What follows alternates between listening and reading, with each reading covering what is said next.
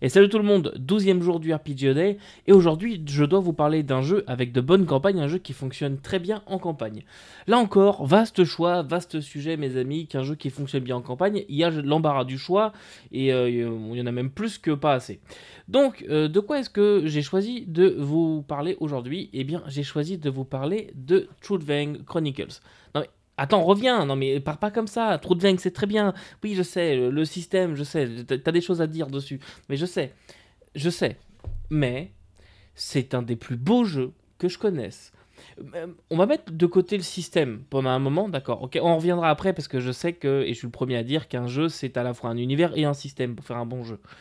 Mais en termes d'univers déjà, c'est un des plus beaux jeux que je connaisse. Je parle pas de graphisme, de mise en page, d'illustration, parce que là aussi, mais je parle vraiment d'univers. C'est un univers qui est tellement évocateur, qui est tellement complet, qui est tellement poétique, que je trouve pas tellement de choses à lui redire, mis à part peut-être un manque d'originalité au niveau des différentes cultures humaines. Mais sinon, c'est un jeu que je trouve magnifique dans son univers et dans son approche de toutes les choses.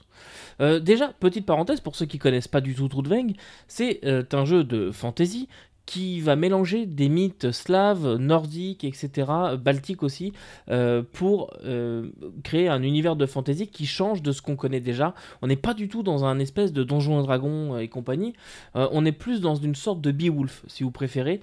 Ça va ressembler un petit peu à ça. On va prendre beaucoup des cultures nordiques, mais on va aussi intégrer pas mal de cultures baltiques et russes aussi. Il y a pas mal de choses qui se retrouvent dedans. Donc ça, c'est le livre de règles en anglais. Le jeu existe en français, il fait partie des gammes un petit peu sacrifiées par BBE. Et le jeu a été quelque peu décrié par son système de jeu. Juste un petit point, après on parle des campagnes promis, mais moi le système de Truvain, je l'aime beaucoup, mais c'est vrai que il faut apprendre à l'aimer, il faut apprendre à l'accepter. Tout n'est pas parfait, loin de là. En fait, le système est assez simple, mais son explication est un petit peu alambiqué casse-gueule. Voilà, et encore plus en français parce qu'il y a un contresens à un moment, c'est pas grave, mais en tout cas, le jeu en anglais et même en français est un petit peu compliqué à comprendre, non pas parce qu'il utilise des termes très compliqués, mais juste que bah, on est dans une colonne qui va être, enfin dans une colonne, dans une maquette en 3 colonnes comme ça, il y a beaucoup d'informations et l'ensemble est assez mal rangé. C'est un petit peu le bazar, un petit peu le bordel. Vous avez un exemple pour vous expliquer le combat qui est très simple à comprendre, mais l'exemple fait 4 pages, donc à un moment on se perd, on sait plus, il y a des calculs dans tous les sens, on a l'impression que c'est hyper compliqué, et en fait pas tellement. C'est du D100 passé au D20 si vous préférez.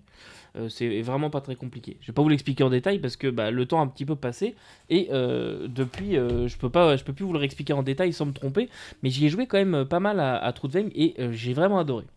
Alors, pourquoi est-ce que j'ai choisi de vous parler de ce jeu concernant des campagnes et des scénarios et tout ça? Eh bien, Trollvang vient avec pas mal de suppléments. La gamme est aujourd'hui morte, finie. L'éditeur Riot Minds a vendu les droits à Simon. Donc je ne sais pas si on va le revoir sous la forme d'un jeu de rôle. Il existe encore sous forme de jeu de plateau, mais en termes de jeu de rôle, pour l'instant, j'ai pas vu grand-chose. Donc pour l'instant, c'est fini. Mais donc je vous disais, il vient avec plusieurs campagnes, plusieurs scénarios et plusieurs suppléments en fait. Ils ont choisi de faire des suppléments qui développent des régions du monde à la fois.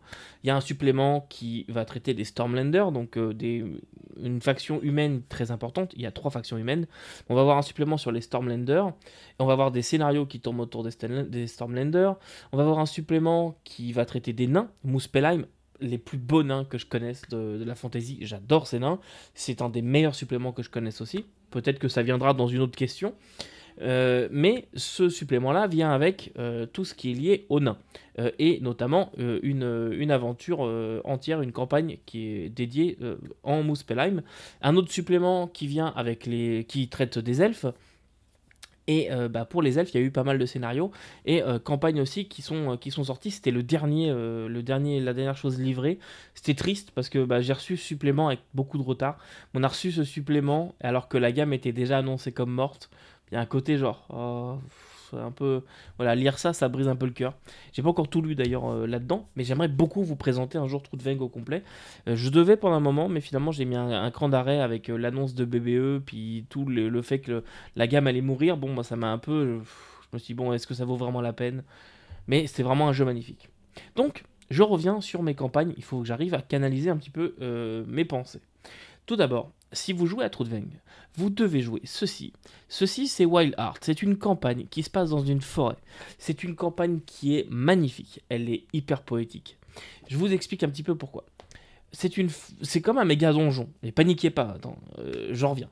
Cette forêt, elle est magique. La forêt vous absorbe. En gros, vous êtes rentré dans cette forêt, vous pouvez plus en sortir. Peu importe le nombre de jours que vous marchez en ligne droite, vous atteindrez jamais le bout. Puisque la forêt est maudite. Et pour en sortir, il faut résoudre une énigme.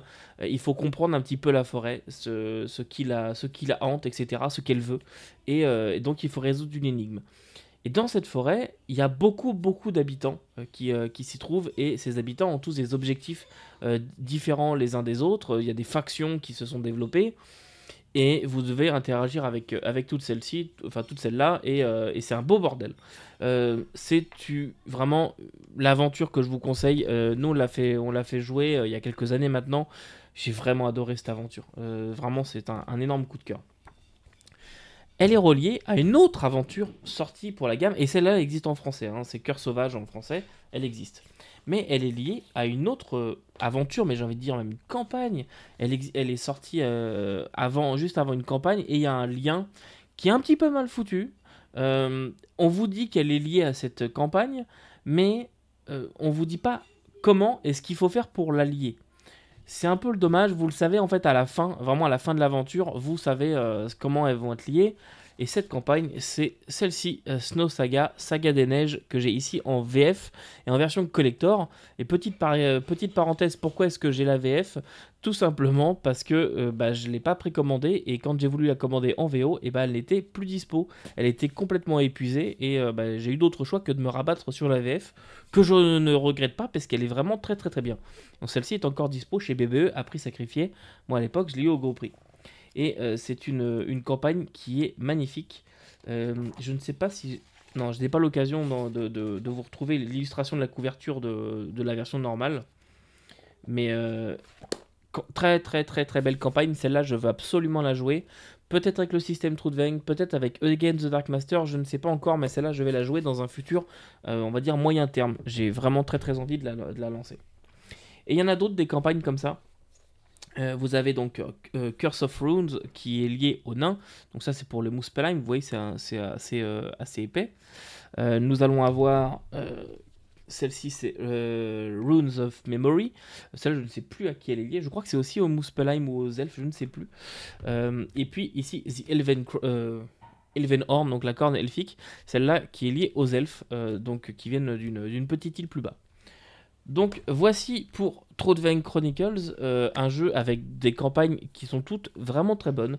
Il y a 2-3 points qu'il faut remanier quand même, c'est pas parfait, aucune campagne n'est jamais parfaite, mais il y a beaucoup de matériel qui sont sortis pour ces campagnes et pour les peupler les habitants des lieux en question, puisqu'à chaque fois vous aviez le supplément, sauf pour Snow Saga, mais ça c'est encore autre chose, mais vous aviez toujours un supplément qui développait les habitants de la région dans laquelle se passait la campagne, avec des aides pour vous aider à gérer tout ça. Donc voilà, et pour Snow Saga, donc, ça se passe dans les montagnes, donc on est dans un environnement assez hostile. C'est un jeu qui est assez mortel quand même, hein, attention, ça peut aller très vite pour votre cul, donc faut quand même faire un peu attention. Mais encore une fois, si jamais vous avez entendu des mauvais commentaires sur Trudvang, si jamais vous avez envie de ce genre de jeu, mais vous n'étiez pas sûr à cause de ça, vraiment je vous enjoins à vous procurer au moins le PDF de Trudvang et à me dire ce que vous en avez pensé, parce que c'est un des plus beaux jeux que je connaisse, et je parle pas de la forme, même si, sans déconner, Paul Bonheur, oui, en fait, il n'y a pas, y a pas à dire, c'est un des plus beaux jeux que j'ai dans ma collection, mais très beau jeu. Voilà donc pour la question numéro 12, il me semble que je vous avais déjà parlé de Trudvang l'année dernière, ça vient de me faire bip, mais c'est pas grave, pour ceux qui nous ont rejoints cette année. Et nous nous retrouverons demain pour la question numéro 13, qui sera un environnement de jeu évocateur. Un paysage évocateur, un lieu évocateur. Nous nous retrouvons donc demain pour la question 13, et en attendant, n'oubliez pas que vous ne pouvez pas tout lire et tout faire jouer, mais vous pouvez toujours essayer. Salut!